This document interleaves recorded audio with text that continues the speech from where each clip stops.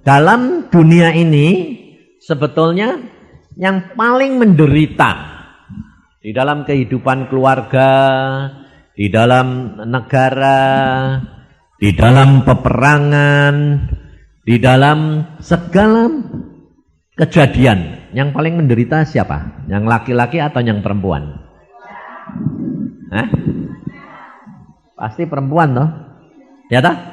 Ada kerusuhan di Jakarta, yang paling menderita perempuan. Waktu ada peperangan, sampai kalau kamu baca Alkitab coba perhatiin, saya sampai heran. Zaman dulu itu ada satu kebanggaan kalau perang itu adalah kedahsyatan kalau bisa membelah perut perempuan ngandung. Aneh toh? Kejemnya kayak apa? Tapi kenapa kok khusus sampai Nabi Elisa sendiri mengatakan kepada Hazael yang dilantik menjadi raja, dia berkata, aku melihat, sampai Elisa itu menangis. Dan dia berkata begini, aku melihat bagaimana perbuatanmu, kegagah perkasaanmu itu untuk mengalahkan orang Israel. Bahkan perempuan-perempuan ngandung engkau belah perutnya. Bayangin. Dan itu hampir setiap kali. Di peperangan zaman dulu itu selalu kebanggaannya kok aneh. Loh, apa hubungannya? Jadi dari sini itu saudara tahu bahwa yang paling menderita itu adalah wanita. Nah, mengapa? Sebab Tuhan Yesus itu adalah jalan kebenaran dan hidup.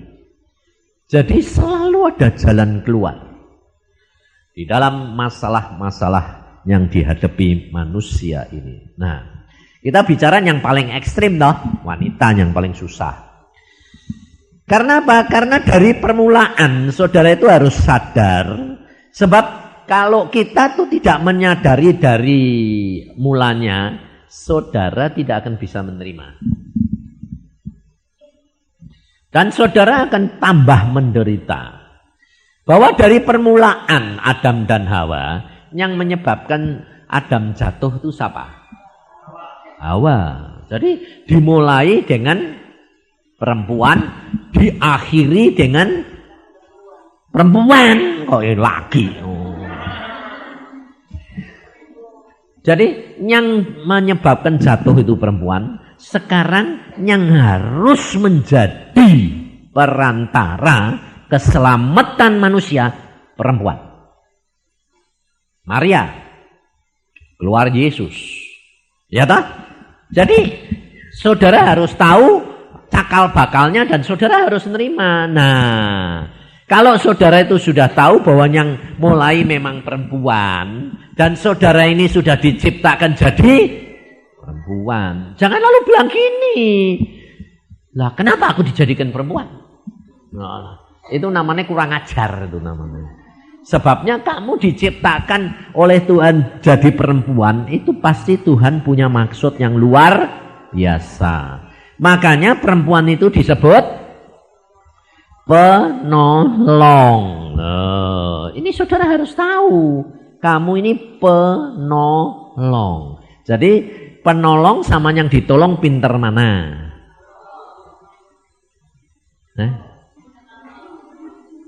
Pinter mana? Ya pinter penolong nih. Jadi saudara harus sadar bahwa saudara perempuan-perempuan ini lebih pinter dari. Loh, jangan gitu dong. Jangan bilang istri saya bilang dari laki-laki. Bukan. Lebih pinter dari suamiku, pasanganku. Tapi laki lain tidak kalah sama kamu. Ngerti tidak? Jadi perempuan ini diberi jadi penolong. Dia pasti kalau dikasih pasangan pasti lebih pinter dari pasangannya. Itu pasti. Jadi laki-laki harus menyadari. Tapi laki-laki tidak bakal menyadari kalau tidak mengenal akan Tuhan. Saya sendiri buktinya. Saya kenal Tuhan itu umur 12. Tapi sampai umur 45 baru dipakai Tuhan. Dan Tuhan berkata, sekarang, karena apa? Kamu sudah mengalami semua dan kamu mengerti. Sebelumnya itu saudara, saya tidak pernah mau kalah sama istri saya. Selalu saya mesti menang. Sebab saya orangnya keras, tegas, pemimpin. Loh, kalau saya katakan bahwa saudara itu, perempuan itu lebih daripada pasangannya, jangan lalu saudara itu mengatakan kamu itu lebih-lebih, tapi lebihnya dalam bidang apa? Jangan lebih dalam bidang segala-galanya. Nah itu gara-gara itu. Sebab kesalahan pengertian ini akibatnya membawa penderitaan. Kenapa? Karena penolong, Tuhan tidak pernah menjadikan saudara itu penasehat. Tidak toh? Tidak toh? Saudara itu jadi perempuan itu dijadikan penolong, bukan penasehat. Ingat, karena kamu merasa lebih pintar, jadi suka guruin, suka nasehatin, ya toh? Karena kamu merasa lebih pintar. Salah. Makanya kamu yang menderita. Karena apa? Demikian kamu guruin pasanganmu, pasti kamu kena semprot. Satu. Kedua, demikian kamu menguasai, pasti pasanganmu cari pasangan yang lain. Kenapa? Karena yang mau nurut. Ini masalahnya, karena tidak ngerti. Saudara jadi penolong itu harus tahu dalam bidang apa. Mestinya dalam bidang segala, betul. Tapi kalau menolong, coba, yang dinamakan penolong itu kalau lihat anakmu berenang, ya kan? Kamu awasi, kamu tolong dia. Kapan kamu tolong dia? Dia berenang biasa toh? Kapan kamu tolongi? Kalau tenggelam. Nah, jadi tenggelam dulu atau ditolongi dulu? Nah, tapi kamu ini nolongi mencegah atau tenggelam dulu? Sukai mencegah toh? Mencegah toh? Nah, kalau mencegah itu guruin atau menolong? Nah, salahnya di situ. Itu guruin, saudara. Maka saudara selalu menderita. Karena apa? Karena yang kamu nyanyikan tadi kamu tidak sadari. Orang yang kamu kan paling cinta Yesus toh? Yesus yang aku paling cinta.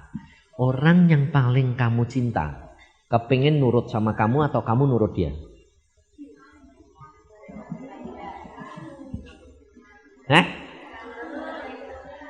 Orang yang kamu cintai, kamu kepengennya dia nurut dia. Lah itu kayak Yesus buat cintai sampai sekarang buat atur kamu. Nah, salahmu di sini, saudara. Maka dari itu kita belajar. Tuhan Yesus itu luar biasa. Sampai saya mengatakan begini, Tuhan kok terhadap wanita ini kok luar biasa sih Tuhan. Tuhan bilang, karena aku menciptakan tuh sebetulnya dua itu di dalam diri Adam. Manusia yang tak ciptakan. Di dalam diri Adam aku menciptakan itu, Tuhan mengatakan, aku menciptakan manusia segambar dengan aku. Jadi satu Adam itu, di dalam Adam itu ada laki-laki dan perempuan segambar. Nah, itu persis di dalam dirinya Allah. Di dalam dirinya Allah itu ada laki-laki dan perempuan. Karena apa? Allah itu di dalam diri Allah ada siapa? Roh Kudus. Maka dari itu di dalam Allah ada Roh Kudus. Maka yang disebut penolong itu siapa? Roh Kudus. Ngerti saudara? Jadi secara kasar, secara pengertian kasar, Allah itu Adam, Roh Kudusnya siapa? Hawa. Penolong, karena Roh Kudus Hawa itu dikeluarkan dari dirinya Adam. Ngerti saudara? Nah, adapun keluar anak Yesus itu firman yang menjelma jadi anak daging. Ngerti saudara? Maka dari itu kalau saudara diciptakan jadi perempuan, saudara harus benar-benar pelajari firman Tuhan dan Roh Kudus. Karena saudara diciptakan jadi perempuan, fungsimu penolong dan itu fungsi Roh Kudus. Kalau kamu berjalan dengan Roh Kudus, dengan pimpinan Roh Kudus, saya jamin kuasa Tuhan berjalan. Pasanganmu nurut. Gak mungkin gak mengasihi kamu dan gak nurut. Nah, ini saya alami dewek dengan istri saya. Saya kawin umur 30. Sekarang umur saya itu hampir 66. 35 tahun lebih saya sudah menikah. Saya pacaran sama istri saya 13 tahun. Ayo, kira-kira jadi saya kenal sama dia, bergaul dengan dia berapa tahun? 35 tahun tambah 13 tahun. Ngerti saudara? Jadi saya benar-benar sudah ngalami semua. Sampai akhirnya Tuhan mengatakan apa? Jadi contoh. Jadi memberitahukan, mengarahkan supaya orang-orang itu mengalami hidup dengan Yesus itu bagaimana? Luar biasa sebetulnya. Padahal saya dikasih jodoh dia itu kalau seandainya saya tahu, saya tidak mau. Taunya belakangan sudah kawin no. Nemuin penji tahu lah, ramalan. Itu buku itu tuh dikasih papanya disimpan terus. Umur 40 tidak mungkin dia hidup. Paling lama umurnya 40. Nah, coba kalau kamu dikasih jodoh tahu umurnya berapa 40, mau enggak? Ya mau. Karena enggak tahu. Jadi saya taunya gini. Ini istriku kok aneh. Sejak kawin itu kalau tidur lampunya mesti minta terang. Ya toh, minta kok terang kok aneh. Tak matiin langsung gak bisa nafas. Lah kan kelemahannya aneh, fatal banget. Tidur nyenyak, tak matiin ceklik, gak bisa nafas. Aneh gak? Itu nyata saudara. Sampai saya bilang, loh kenapa siang kamu kok bisa gitu? Nggak tahu saudara. Setelah saya berdoa, Tuhan ini engkau kasih jodoh kok lemah, ada kelemahan gini, ini mesti ada jalan keluarnya dong. Kalau tidak ada ya tidak lucu dong. Setelah itu Tuhan memberikan hikmat. Ada kutuk. Kutuk apa? Tak tengkingi terus, tak duain, tak kutuknya, tak lepasin. Tapi kok masih? Gimana letaknya? Lah, maka dari itu saudara itu harus kenali Tuhan sungguh-sungguh. Akhirnya saya tidak tahu apa-apa. Tahu-tahu tuh saya buka ilaci. Nah, mau nyari apa buka ilaci. Lah, tahu buku penji. Apa ini? Tak baca. Oh, pantesan. Ada iketan bahwa dia itu pembuluh bronkinya, napasnya itu sempit. Kelemahannya itu adalah sesak napas. Dan umurnya tidak mungkin lebih dari umur 40. Sebab papae mati umur 40, mamae umur 39. Jadi kayak kena kutuk turunan. Nah, setelah saya tahu, wah ini loh. Lalu saya bakar dalam nama Yesus. Saya bilang, kamu mulai sekarang ngomong. Aku sudah bebas, aku sudah bebas. Sampai sekarang umur 65 tetap sehat. Ngerti? Nah, setiap orang saudara dan saya itu punya kelemahan bawaan. Betul tak? Tidak bisa. Salah satu watak. Itu bawaan semua saudara. Tapi jangan saudara bilang, aku kok diciptakan begini. Kan watak itu yang ngasih Tuhan. Nah, itu namanya kurang ajar. Saudara dan saya itu sudah kenal Yesus. Saudara harus menyadari, oh itu hasil karena Adam dan Hawa. Aku sudah jadi begini, ya harus ada jalan keluar. Jangan menyesali apa yang terjadi atas dirimu karena turunan, karena perbuatan orang yang melahirkan kamu. Tidak boleh. Belajar dari Tuhan. Pada waktu Tuhan ditanya orang, ini orang anak kok, orang kok buta dari lahirnya Tuhan. Siapa yang salah Tuhan? Tuhan Yesus berjawab, tidak ada yang salah. Tetapi supaya kemuliaan Allah dinyatakan. Berarti apa? Ada jalan keluar. Itu yang harus saudara dan saya hadapi. Kamu di dalam hidup ini menderita. Oh, jangan khawatir. Nah, ini ngadepi masalah belum sudah ketakutan, dipikir terus tidak bisa tidur, terus akhirnya frustrasi, mai sakit, gatelen, ya toh, macam-macam. Salah siapa? Salahmu karena kamu tidak ngerti. Nah, hari ini kita belajar. Nah, nanti ini kan tidak cukup waktunya. Kamu mesti terusin semua di rumah. Dan cara belajarnya itu harus sendiri-sendiri dengan Tuhan, itu luar biasa. Mari kita belajar. Dari segi yang lain ini, dari khusus dari kita buka di dalam Efesus pasal yang pertama. Meskipun ini sudah saya kupas, tapi beda kupasannya di tempat yang lain. Kita perhatiin. Efesus pasal pertama ayat yang ke-15. Nah, karena itu setelah aku mendengar tentang imanmu dalam Tuhan Yesus dan tentang kasihmu terhadap semua orang kudus, aku pun tidak berhenti mengucap syukur karena kamu. Dan aku selalu mengingat kamu dalam doaku dan meminta kepada Allah Tuhan kita Yesus Kristus. Perhatiin, mengingat terus meminta. Yaitu Bapa yang mulia itu supaya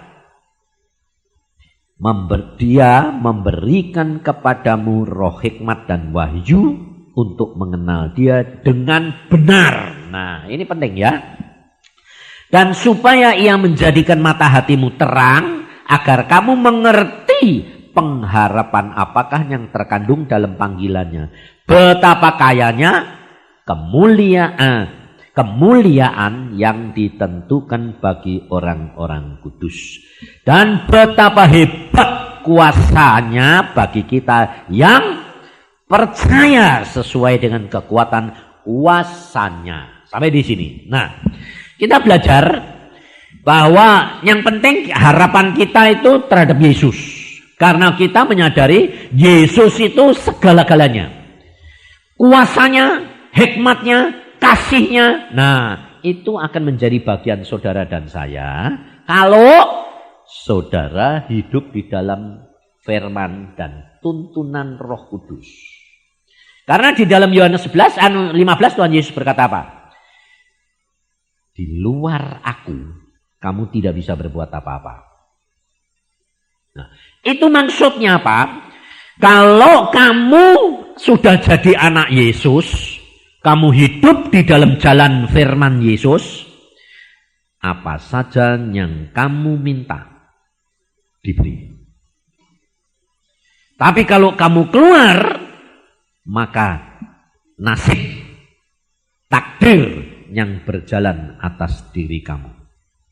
Jadi orang-orang yang tidak kenal Yesus di luar itu, yang berjalan itu takdir, maka dia harus usaha jungkir balik dengan pikirannya.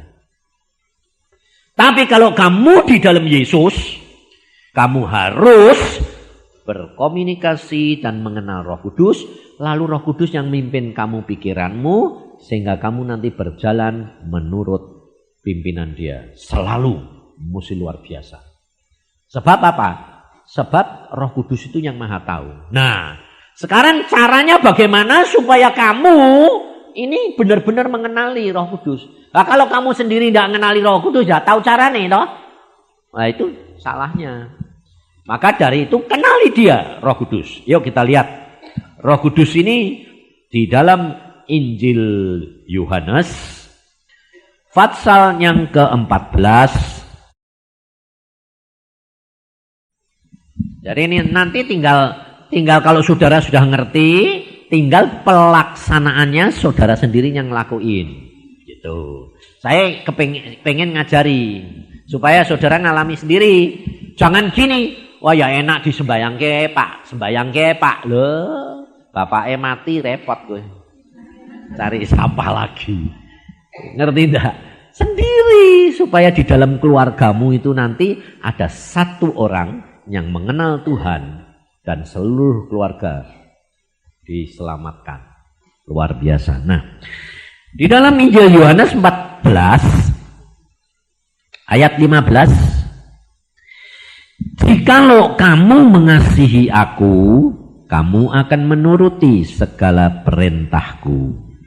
Aku akan minta kepada Bapa dan ia akan memberikan kepadamu seorang penolong yang lain, supaya ia menyertai kamu, yaitu Roh kebenaran. Nah, perhatiin, dunia tidak dapat menerima dia, sebab dunia tidak melihat dia dan tidak mengenal dia. Tetapi kamu mengenal dia, sebab ia menyertai kamu dan akan diam di dalam kamu. Ini yang pertama. Nah, yang pertama ini kerap kali saudara tidak bisa nerima. Padahal Tuhan Yesus yang ngomong loh ini. Kalau kamu mengasihi aku, kamu nuruti perintahku. Firman Tuhan. Jadi firman Tuhan mesti dibaca. Nah, tapi saudara baca firman Tuhan itu tidak bakal bisa ngerti kalau tidak diajar oleh Roh Kudus. Nah, ada ayat Tuhan Yesus berkata, ayat 25, 26. Semuanya itu kukatakan kepadamu selagi aku bersama-sama dengan kamu. Tetapi penghibur yaitu Roh Kudus yang akan diutus oleh Bapa dalam namaku, dialah yang akan mengajarkan segala sesuatu kepadamu dan akan mengingatkan kamu akan semua yang telah kukatakan kepadamu. Jadi kamu tahu fungsinya Roh Kudus? Ngajar, ya toh? Ngajar dan mengingatkan. Nah, kamu baca. Nah, bagaimana supaya saudara mengenal? Sebab dunia tidak bakal bisa mengenal dia. Tapi Tuhan Yesus berkata, kamu kenal dia. Nah, ini yang saudara tidak bisa nangkep. Sebab kalau kelihatan, gampang. Benar enggak? Jadi kita mau kenalan sama seorang, kelihatan, gampang toh?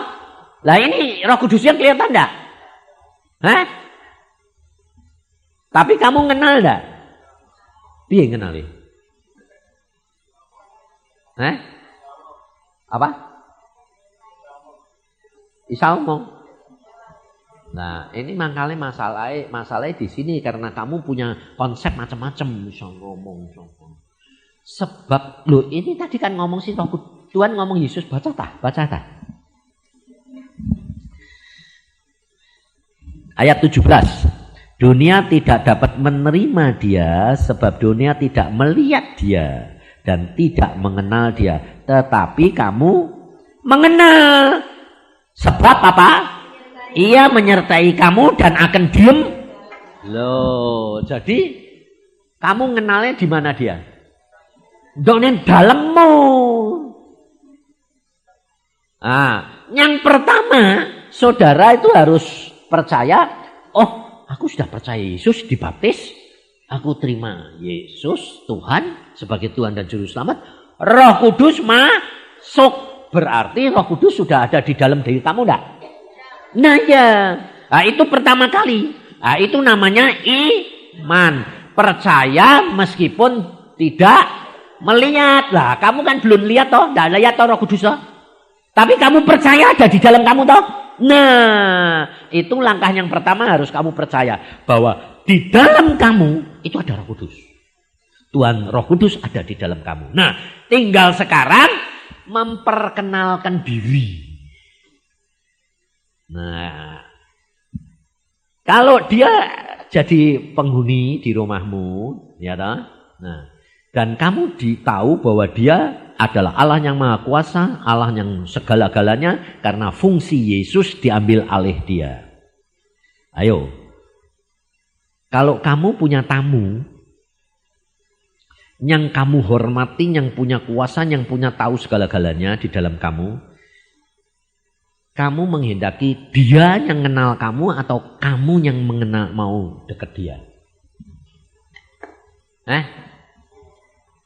Ayo, kamu toh yang mau deketin dia toh. Wong dia sudah Maha tahu. Ini kesalahan orang Kristen apa? Kan kamu tahu Tuhan. Kan kamu tahu Tuhan. Tapi dia tidak berusaha mengenal Tuhan. Ngerti tidak? Nah, caranya bagaimana?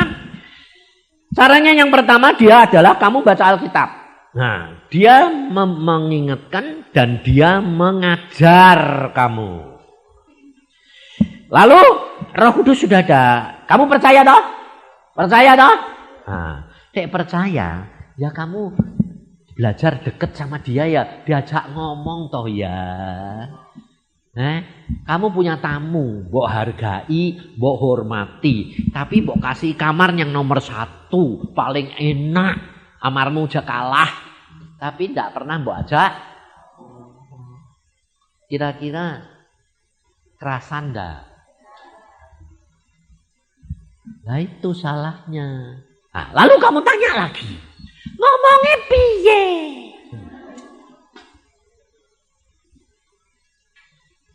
Loh, kamu percaya enggak kalau dia di dalam kamu?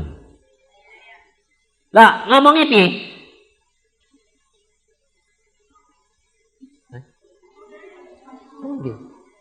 Ya kowe ngomong mbek sapa? Mbek anakmu dhewe wong do dalemmu. Loh, kamu ngomong sendiri. Wong dia ada di dalam kamu, jadi kamu yang ngomong dewek. Tapi pikiranmu tahu bahwa kamu tidak ngomong mbek dirimu, tapi mbek Roh Kudus, karena dia ada di dalam diri kamu.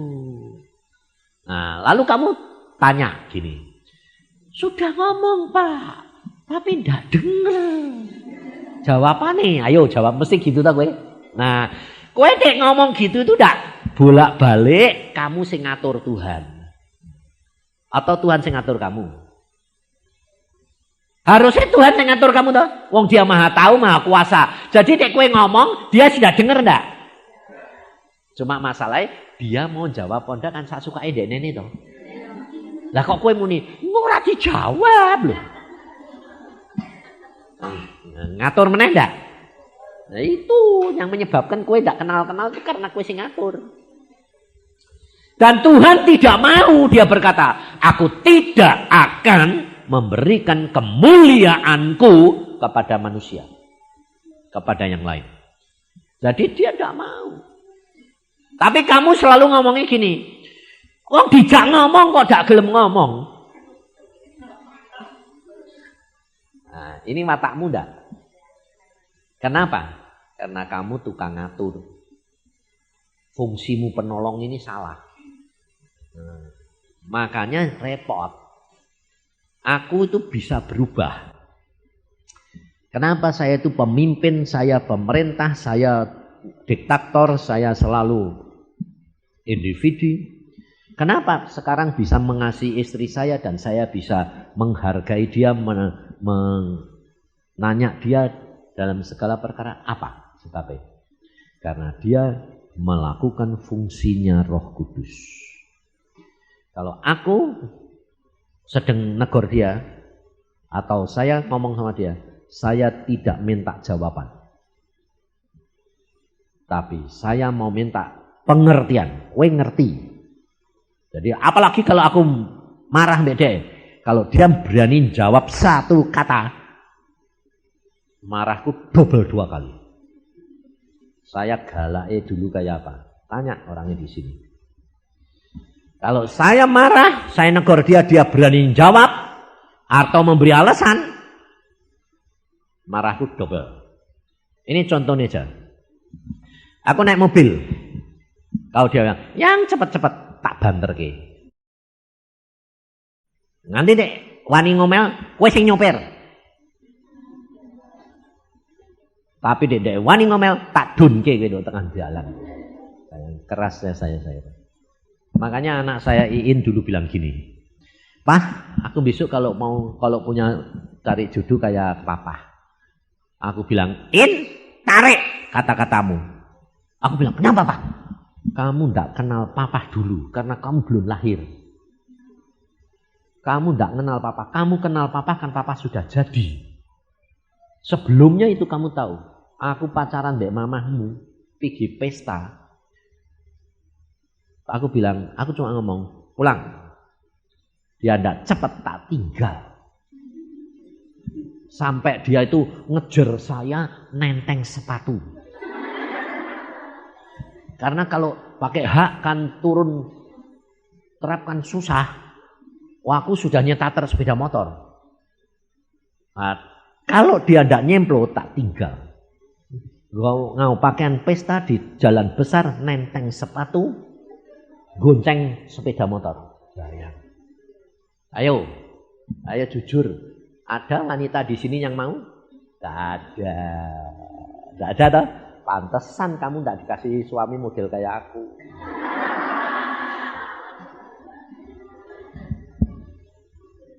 Makanya saudara tahu, tetapi di dalam Yesus semua diubah luar biasa. Dia bahagia sekali saudara. Dulu saudaranya semua waktu dia pacaran sama saya bilang apa? Dilarang loh saudara. Karena yang seneng dia orang 7. Yang lain itu baik ngasihin apa. Aku enggak pernah ngasihin. Ulang tahun inget boro-boro inget dia yang inget ke aku. Aku ulang tahun loh yang yo lali yang. Nah, kenapa dia kok kepengen sama saya? Bukan kepengen, saya juga enggak kepengen sama dia. Tetapi Tuhan yang menetapkan. Sebab saya belum kenal dia 2 tahun saya sudah dikasih lihat toh. Itu loh jodohmu. Jadi saya bilang, mana sih Tuhan? Nanti kamu ketemu. Ya wis. Setelah saya senang dia, Tuhan ngomong itu jodohmu. Jadi hanya karena taat sama Tuhan, kita menikmati benar-benar luar biasa. Kehidupan kita sampai sekarang kayak orang pacaran terus. Tapi setelah bayarin moh pacarannya gelem kurang ajar. Dia bayar saudara. 13 tahun pacaran tiap kali nangis. Tapi dia bayar dan diupahi Tuhan berapa? Kita menikah 35 tahun. Tambah bahagia. Loh ya dah. Sebab kalau nurut Tuhan itu luar biasa. Nah, caranya bagaimana? Kamu ngomong aja. Adapun dia jawab apa tidak, kamu harus percaya bahwa Tuhanmu pasti sudah dengar. Dan pada waktunya kalau diperlukan dia jawab. Kenapa? Karena ayatnya ada. Yuk kita buka di dalam Injil Lukas pasal 12. Jadi kalau saudara itu melakukan dengan tulus, tidak usah turut-turut ngatur ini loh, kepinteran kok itu. Perempuan itu dijadikan penolong, tapi lalu keminter. Jadi nung salah kaprah. Ojo kepinter ta. Lukas 12 ayat 11 dan 12. Ayo dibaca dan dimengerti ya. Perhatiin. Apabila orang menghadapkan kamu kepada majelis atau kepada pemerintah atau penguasa. Jadi penguasa ini siapa? Termasuk suami, termasuk pasangan, termasuk orang yang berkuasa dalam diri kamu. Ya. Janganlah kamu khawatir bagaimana dan apa yang harus kamu katakan untuk membela dirimu. Sebab pada saat itu juga Roh Kudus akan mengajar kamu apa yang harus kamu katakan. Jadi dia ngajarnya memberitahu kamu kapan? Saatnya kamu harus ngomong. Jadi kalau belum saatnya ngomong, tapi kue kepinginnya apa? Mbok jauh-jauh hari dikasih tahu. Kalau dikasih tahu jauh-jauh hari, pasti tidak kamu laksanakan. Kenapa? Pikiranmu jalan. Lalu kamu mikir, mesti ini, ngotek ngene, nanti tek ngene piye, ngene piye. Akhirnya ngene, dah jalan. Makanya kerap kali Roh Kudus itu ngomong, ngajar, lalu memberitahu kamu, tek kowe wis kepepet. Jadi dipepet-pepet sampai gepeng. Sing salah siapa? Nah, karena kamu sendiri senangnya dipepet-pepet. Kesalahannya di sini. Nah, saudara tinggal ngomong aja sama Roh Kudus. Umpamanya kamu sedang kesel, ya dah? Ya ngomong, Tuhan aku sedang kesel. Ngomong, jangan bilang kan Tuhan tahu. Itu piye tah? Wong Tuhan ini udah nih kamarmu, wong kayak tempat tapi sebenarnya kau kan sudah tahu. Nggak usah lihat tahu. Nah akhirnya ya Tuhan ya kue bilang tahu ya memang aku tahu, tapi adik mikir rasain lu. Nanti sudah kebor-kebor Tuhan ini tidak mau dengar, rugi. Jadi jalan saja kamu ngomong, ya toh. Sudah ngomong, kamu mengucap syukur. Terima kasih Tuhan, aku percaya engkau sudah dengar. Selesai. Habis itu diam sebentar. Maksudnya diam sebentar itu kowe nenangno diri kalau dia berbicara, wong bicarane dari dalammu dewek. Tapi nek kowe mikir terus kene ya ini ngomong ndak denger. Wong ini luwes cedak ambek telingamu daripada ndekne sini. Nah, ini ndak bisa, ngerti? Jadi kamu tenang aja. Nah, sekarang biasanya nek kamu punya masalah, kamu sudah kemukakan, langsung di sini itu ada setan sing ngomong. Lalu setan itu selalu mesti membela kamu. Permulaannya gitu. Membela supaya kowe itu marah jengkel. Sebab orang yang sedang kena masalah paling seneng cari Nah, kamu harus tahu. Kalau kamu lalu dibela gitu, kamu bilang gini. Kemungkinan besar malah aku sing salah. Aku belum tentu benar. Nah, kalau kamu udah bilang, aku bener loh. Itu pasti salah. Sebab benar menurut kamu, belum tentu benar menurut Tuhan. Makanya Tuhan bilang apa? Belajar rendah hati loh.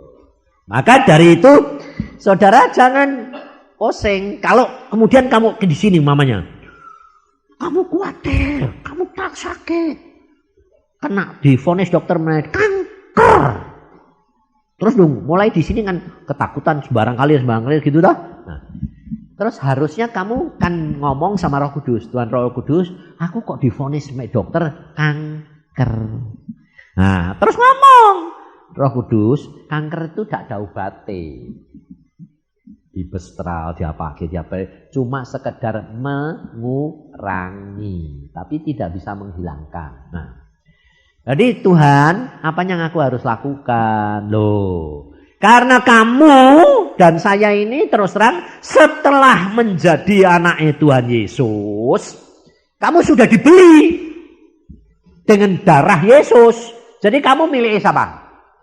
Milik Yesus. Jadi kamu sekarang jadi budaknya siapa? Yesus. Jadi yang punya kamu siapa? Yesus. Lah kok kowe sing netepno nae?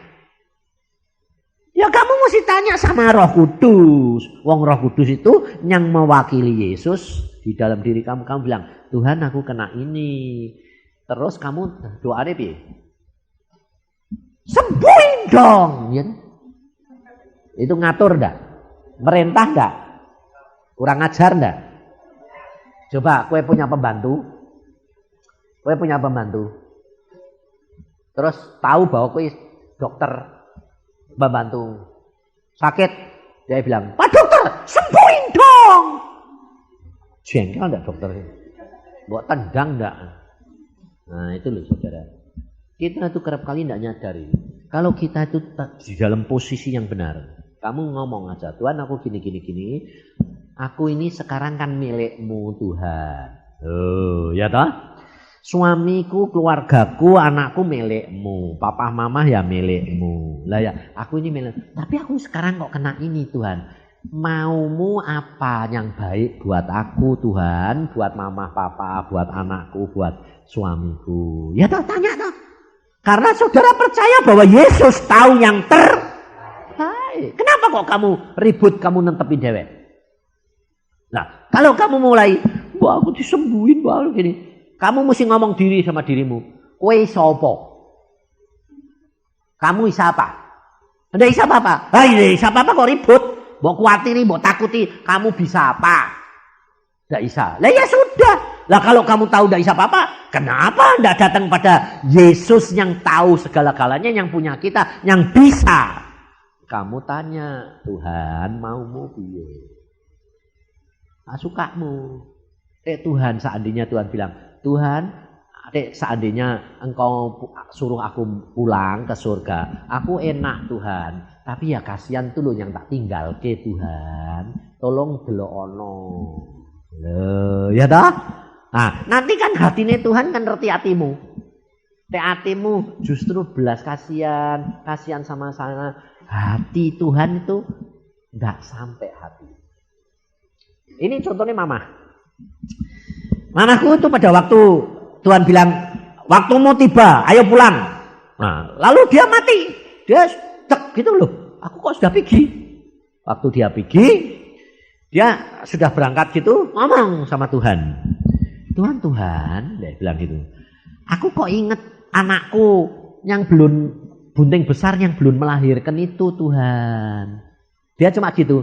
Tuhan, gak ngomong banyak. Aku inget anakku itu. Terus Tuhan jawab piye? Oh, kamu kepengen nungguin anakmu melahirke. Kamu kepengen lihat cucumu, cucumu. Dia mesem. Iya, dia wis balik lagi. Hidup lagi sampai anaknya melahirkan. Setelah keluar di pangku sama dia bilang, "Dah Tuhan, aku sudah lihat." Berapa bulan kemudian pulang. Ngerti? Jadi karena kamu nanti mengenal Tuhan, maka Tuhan itu bilang apa? Kalau engkau di dalam aku dan firmanku di dalam kamu, apa saja yang kamu minta, aku berikan. Minta itu tidak usah ngotot. Wong mamah tadi ya gak ngomong kok, cuma dek delok.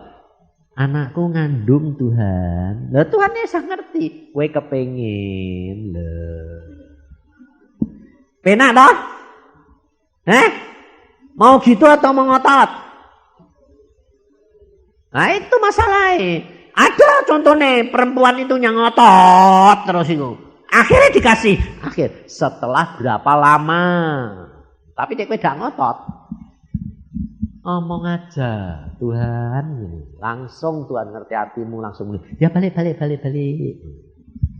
Ini contohnya nyunyahku dewek. Balik 3 kali balik. 3 kali mati urip.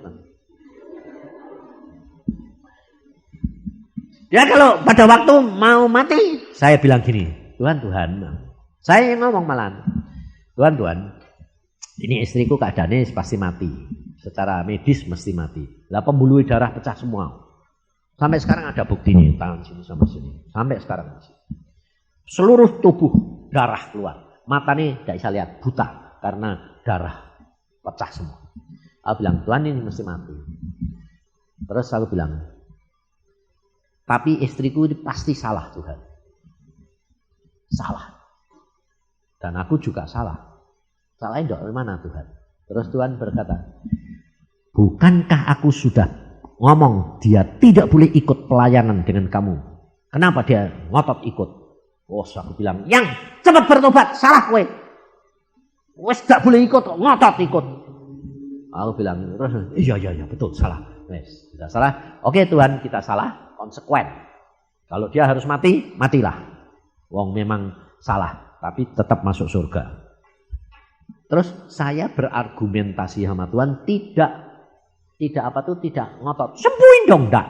Aku bilang gini, Tuhan, aku pelayananku sesuai loh Tuhan. Lah aku ini bekas moto keranjang. Dan engkau janji mbak aku, nyonyahku mati, aku tidak boleh kawin lagi. Tapi siapa yang tahan? Loh, jujur di hadapan Tuhan. Jangan sok pahlawan iman. Di dalam Yesus sanggup. Wah, ora wani aku. Aku ora wani. Pada waktu itu saudara tahu, saya bilang, "Ye, karepmu loh Tuhan." Nah, Tuhan ini bilang apa? Tidak apa-apa, dia perlu mendampingi engkau.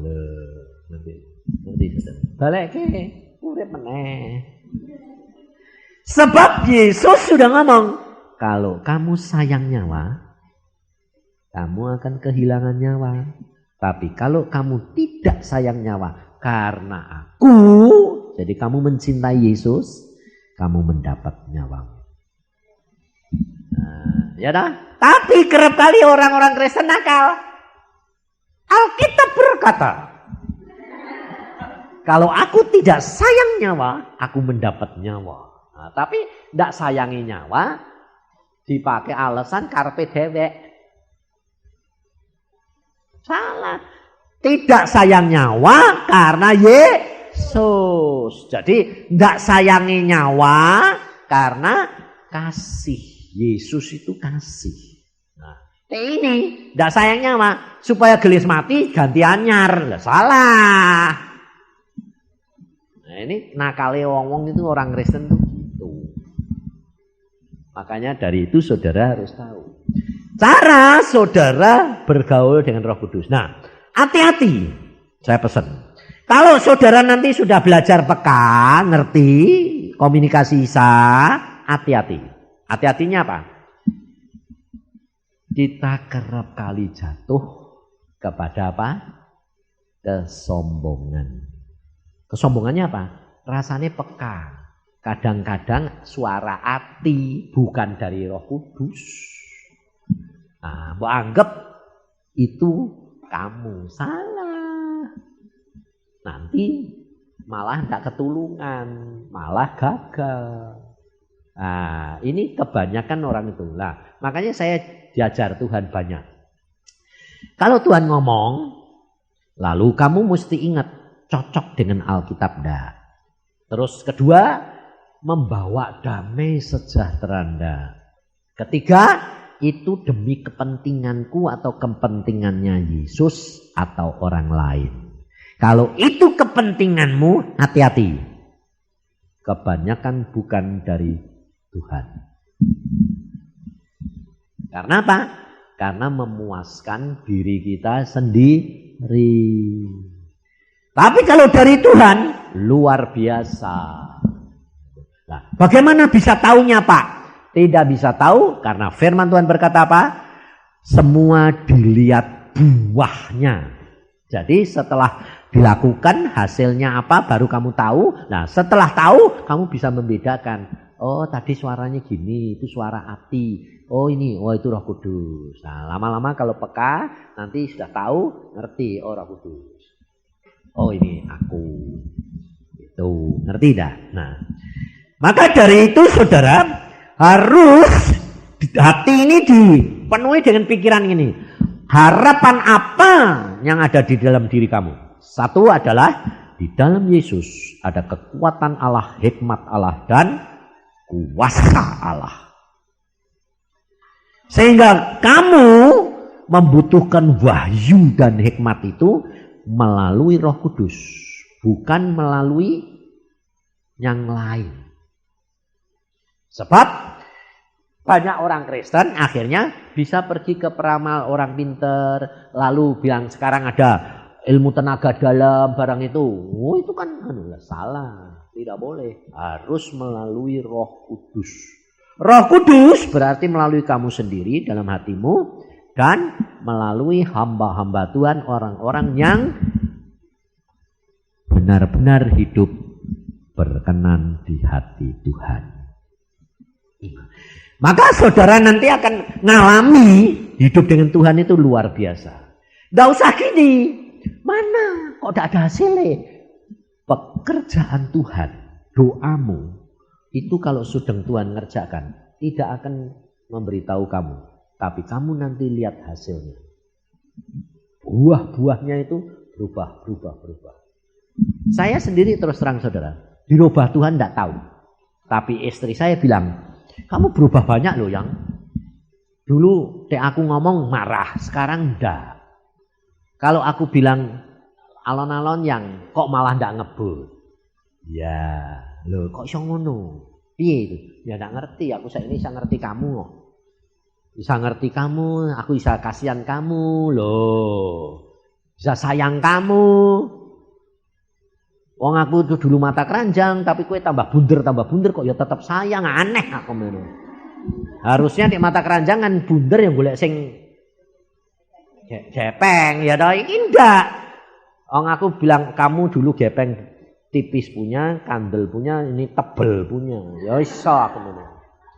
Jadi aku sekarang sudah menikmati 3 generasi. Dan akhirnya senang terus saudara. Ngerti enggak? Ini hidup kekristenan. Dan saudara, enggak usah terlalu banyak khawatir dan susah. Karena apa? Tidak akan ada jalan keluar tanpa Roh Kudus Yesus. Apa masalahmu? Saya jamin, pasti ada jalan keluar. Sebab maut sekalipun Allah turun tangan buat kamu. Enggak usah takut. Anakmu, suamimu, apa saja, hadapkan di hadapan Tuhan. Caranya begitu tadi, kamu lihat Tuhan bertindak buat kamu luar biasa. Karena Allahmu Allah yang luar biasa. Amin. Mari kita berdoa. Tuhan Yesus, firman-Mu sudah hamba sampaikan. Dan hamba-Mu sudah ajarkan di mana Engkau ajarkan hamba, dan hamba-Mu sudah mengalami, istri, anak-anak maupun menantu semua mengalaminya. Dan hamba-Mu mohon pada saat ini Tuhan, anak-anak-Mu di tempat ini, supaya mereka dapat mempraktekkan dan mengalami, supaya kemuliaan Tuhan nyata dalam hidup mereka. Mari saudara, angkat tanganmu, minta sama Tuhan. Tuhan Yesus, kamu katakan, Tuhan Yesus, aku minta supaya aku dapat mengalami seperti yang baru aku dengar. Mari Tuhan Roh Kudus, aku rindu mengenal Engkau lebih dalam, supaya hidupku berkenan kepada Tuhan Yesus. Terima kasih Tuhan, karena Engkau mendengar doaku. Sekarang ucapkan syukur. Saya akan berdoa. Tuhan Yesus, Engkau dengar doa anak-anak-Mu Tuhan, yang diucapkan bersama-sama. Engkau sudah berjanji di mana 2-3 orang berkumpul dalam nama-Mu, dan Engkau akan mendengar doa mereka. Tapi hamba-Mu percaya mereka yang hari ini mendengarkan, mereka akan mengalami bersama dengan Engkau. Supaya kemuliaan-Mu nyata. Dan keluarga demi keluarga diselamatkan. Dan Engkau pakai mereka menjadi saksi-Mu. Supaya nama Tuhan dimuliakan. Oh Yesus, sikiakarata syakata. Koye kekiakarata syakata kaya karata sekete geria katasa. Turunkan Tuhan kemampuan untuk mereka dapat mengenal Engkau lebih dalam, supaya mereka lebih peka, supaya mereka lebih mengerti, supaya mereka lebih mengenal akan Engkau dan kasih-Mu mengikutinya. Terima kasih Tuhan, kekuatan dan kemampuan daripadamu. Haleluya Yesus. Sikiakarata syakata. Terima kasih Tuhan. Terima kasih Tuhan. Terima kasih Tuhan. Yesus sikiakarata syakata kaya karata.